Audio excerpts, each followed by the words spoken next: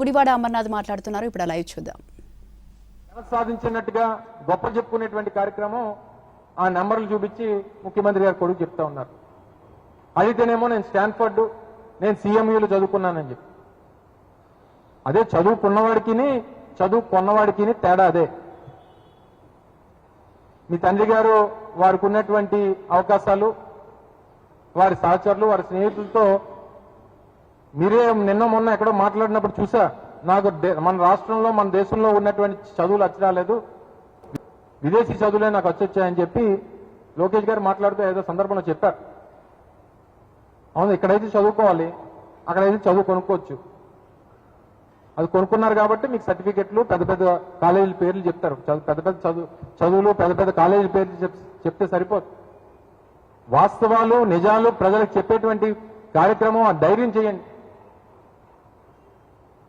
ఇప్పటికన్నా రాజకీయాలను మానుకొని, కుల రాజకీయాలు మానుకొని ఉన్నటువంటి మిగిలినటువంటి 2.5 సంవత్సరాలు పరిపాలన మీద ఇచ్చినటువంటి హామీల మీద శ్రద్ధ పెట్టాలని, కొత్త సంస్థల్ని రూపాయికో 10 రూపాయికో భూములు ఇచ్చి ఏదో మీ ఘనతగా చెప్పుకునేటువంటి కార్యక్రమాలు మానేసి,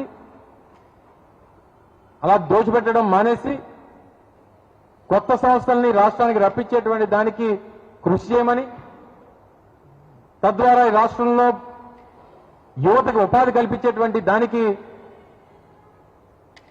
ప్రయత్నం చేయమని జగన్మోహన్ రెడ్డి గారు తీసుకొచ్చినటువంటి స్టీల్ ప్లాంట్ ని, స్థాపించినటువంటి స్టీల్ ప్లాంట్ ని, అన్ని అప్రూవల్స్ తీసుకొచ్చినటువంటి స్టీల్ ప్లాంట్ ని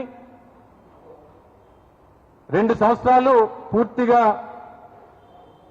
వారిని ఇబ్బంది పెట్టి 2 సంవత్సరాలు అయిపోయిన తర్వాత ఈరోజు శంకుస్థాపన చేస్తూ ఏదో మీ ఘనతగా చెప్పుకునేటువంటి దాన్ని మరొకసారి క్రెడిట్ చోరీకి పాల్పడేటువంటి కార్యక్రమాలు మానుకోమని చెప్పి ఈ సందర్భంగా మీ ద్వారా కోరుతా ఉన్నా. Thank you.